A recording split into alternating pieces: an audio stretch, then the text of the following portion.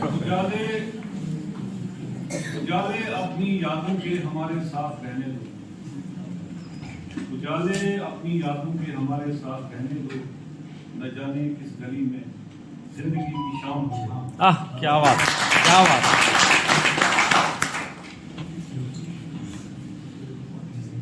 हमारे राजकुमार जी हमारे साथ हैं, हमारे रिस्पेक्टेड रिसोर्स पर्सन हैं, और आप हमारे शाही मेहमान हैं। सारे लोग आप सब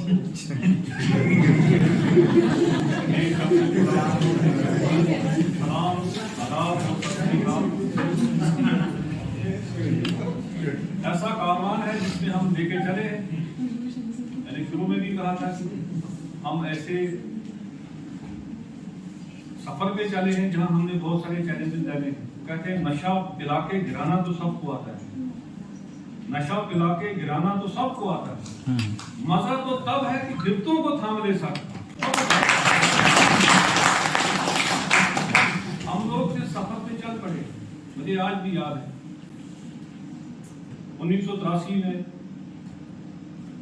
जब मेरे फादर साहब ने 6 साल का, वो मुझे प्राइमरी स्कूल में एडमिशन के लिए लेके गए, और जब स्कूल पहुंचे तो मास्टर भी थे। मेरे फादर पास आपसे टीचर, लेकिन वो छोड़ गए थे नौकरी उस वक्त जमाना ये था कि मैट्रिक जो पास करता था उसको 8 हजार नहीं आ रहा था। 14-15 साल में टीचर लग गए थे, 31-32 साल की उम्र में नौकरी छोड़ गए थे, फिर वकील बन गए, तो एज एन एडवोकेट उस वक्त थे। तो वो स्कूल लेके गए, तो मैं बात नहीं करता था।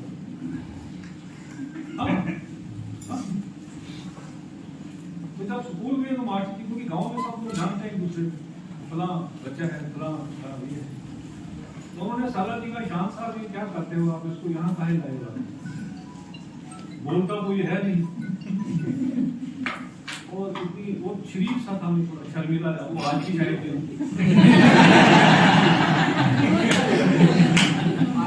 तो मास्टर जी ने कहा कि भाई ये बातचीत तो करता नहीं है, बोलता तो है नहीं, इसको अगर यहाँ बिठाएंगे हम क्लासरूम में, आज हम स्पेशल एजुकेशन की बात करते हैं, तो ये मुझे लगता है काफी साल पुरानी बात है, 83 की बात है। उस वक्त ये स्पेशल एजुकेशन का, इंक्लूसिव एजुकेशन का कंसेप्ट था। आज जहाँ हमारे पूरे डिस्ट्रिक्ट में 6-7 स्पेशल एजुकेटर, उस वक्त कोई कंसेप्ट ही नहीं। तो उन्होंने कहा कि इसको घर ले जाइए आप, लेट हिम एंजॉय हो, थोड़ा सा जब 14-15 साल का ये लड़का हो जाए, इसको कोई टेक्निकल काम वगैरह सिखा दें, ताकि ये थोड़ी अपनी रोजी रोटी कहीं से कमा जाए। तो क्योंकि इतने मतलब ऑप्शंस नहीं थे, या इस तरह की का ज्ञान नहीं था, इस तरह का कोई चीज थी नहीं, तो वो भी मान गए। मैंने कहा ठीक, 6 भाई बहन से, मैंने कहा चलो गूंगा लड़का है, ठीक नहीं बोलता है, लिया 1 साल घर बैठा। अगले साल जब एडमिशन का टाइम होगा कि यार सारे बच्चे स्कूल जा रहे हैं, उसको भी स्कूल लेके जाने नहीं। फादर क्योंकि नौकरी छोड़ गए थे, मेरे वहीं पॉलिटिक्स में बिजी थे, तो अब शायद मुझे लगता है बीवियों से तो सारे लोग ही डरते हैं, तो वो मेरे फादर भी डर गए हम, कहा तो मुझे उधमपुर डॉक्टर के पास गए। आप पता नहीं फिजिशियन थे, उस वक्त का जमाना था, मैं 7 साल का। डॉक्टर ने जब डायग्नोज किया, उन्होंने कहा यार बेसिकली मेरी टंग में प्रॉब्लम पूरी फ्लैट थी, जुड़ी हुई। आज भी वो सर बोल रहे थे आपको डोगरी समझ आती है कि नहीं, मैंने कहा मैं डोगरा ही, वो अभी बोलूंगा क्यों, भाई मदर टंग ही कश्मीरी, लेकिन कश्मीरी बोलने में मुझे आज भी प्रॉब्लम है, वो बताऊंगा कि क्यों। तो डॉक्टर साहब ने कहा एक लेंथी प्रोसीजर है, इसका सर्जरी हो सकती है, लेकिन अगर ये प्रैक्टिस करेगा, डॉक्टर साहब ने कहा कि अगर ये बोलने की प्रैक्टिस करेगा, समडे ही विल स्पीक, अगर ये प्रैक्टिस नहीं करेगा कभी नहीं बोलेगा। तो फिर मेरे फादर ने मुझे स्कूल में एडमिट किया, दूसरे स्कूल, तो वहां होता था कायदा बोलते थे, फर्स्ट क्लास कायदा, उसमें बोलते थे मेरा नाम अकबर है, मेरा नाम वली है, वो पढ़ते थे। बच्चों का झूठ होता था 30-35 का, तो टीचर ये 2 लाइनें पढ़ा के बोलते थे याद करो, याद करो, मैं जोर जोर से पढ़ो, इसको रीड करो। तो जमघटे में मैं नहीं बोल देता, कोशिश करता था, क्योंकि आवाज तो जाती नहीं।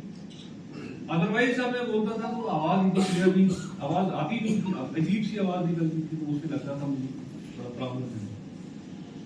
आप यकीन मानिए कि 1-2 साल के अंदर मैं बोलना शुरू हो गया, बोलना शुरू। कश्मीरी में आज भी बोलता हूँ, मैं अटकता हूँ, क्योंकि प्रैक्टिस उसमें थी नहीं, बोलता ही नहीं था, किसी और के साथ बोलता था नहीं। क्लास में टीचर पढ़ाते थे उसको मैं रिपीट करता था, तो वहां से मुझे वहां से मुझे वो बोलना शुरू किया मैंने।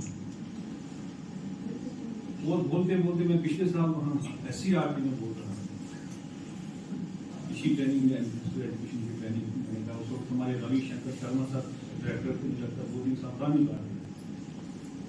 मैंने कहा मैं एक स्पेशली एबल्ड बच्चा था जो बोल नहीं सकता था, आज भी मतलब वो ट्रैक्टर से ही मैं बोलता हूँ, सर्जरी मेरी कोई नहीं हुई। लेकिन मैं फखर से कहता हूँ, उस वक्त मैंने कहा कि वो स्पेशली एबल्ड बच्चा जिसकी एक डॉक्टर की हल्की सी इंटरवेंशन एक टाइम पे, और उस वक्त मैंने कहा कि मैं आपके हमारे जो डायरेक्टर साहब हैं, वर्दी डायरेक्टर स्कूल एजुकेशन जम्मू, उससे ज्यादा क्वालिफाइड आदमी, केएस क्वालिफाई किया, 7 सब्जेक्ट में मेरा पोस्ट ग्रेजुएशन, हाई कोर्ट का वकील रहा हूँ और लेक्चरर रहा हूँ, एक अखबार का मालिक हूँ जो मेरा अपनी निजी अखबार है, जिसमें मैं बहुत सारी चीजें लिखता हूँ। और आप जैसे बहुत सारे मेरे साथी, मेरे पिछले 3-4 दिनों से बहुत सारे लोग कह रहे हैं कि साहब हम तो सुनने ही आपको आते हैं। आप अंदाजा लगाइए कि वो स्पेशली एबल्ड बच्चा जो बोलता नहीं था, उसकी आवाज सुनने के लिए आज लोग तरसते हैं।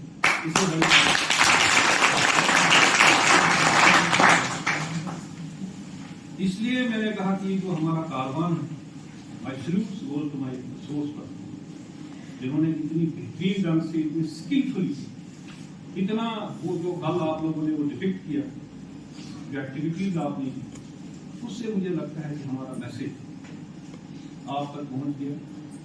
और मुझे लगता है कि इस तरह की इंटरवेंशन, जैसे आपको हम बताने की जरूरत नहीं है, early identification is very important. अगर अर्ली आइडेंटिफिकेशन मेरी नहीं हुई होती तो शायद मैं आज कोई टेरर मार्च होता है, कुछ होता, या मजदूर होता या कुछ होता। लेकिन यह है कि early identification very important, intervention very important. और जो कुछ इन्होंने दिया है और जो जितना ये काम कर रहे हैं, समस्या यह है कि हमारे डिस्ट्रिक्ट उधमपुर में या हमारी जम्मू कश्मीर में अभी तक इंक्लूसिव एजुकेशन के प्रति हम लोग इतने सीरियस नहीं हो पा रहे।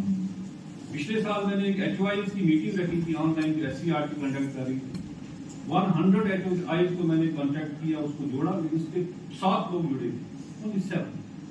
इतनी नॉन सीरियस मतलब इस चीज को लेते हैं, उससे हमें बड़ा अफसोस, बहुत अफसोस होता है, क्योंकि इससे हमारे जो मासूम बच्चे हैं, हमारे जो स्पेशली एबल्ड बच्चे हैं, उनकी जिंदगियां जो है वो कहीं ना कहीं दूसरी तरफ डाइवर्ट हो जाती है। इसलिए ये इंसानी फरीजा है, हमारा फर्ज बनता है टीचर्स, क्योंकि अब हम लोग ट्रेन हो गए, आप सारे लोग, now you are all special educator. अब आपको कोई नहीं कहेगा कि you are not special educator.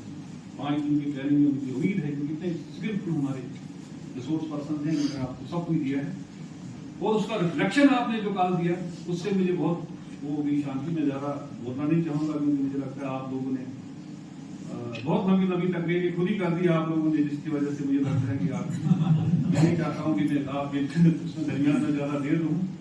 आपने भी बहुत दूर दूर जाना, हमारे वर्दी प्रिंसिपल साहब ने भी आपसे मुखातिब होना है।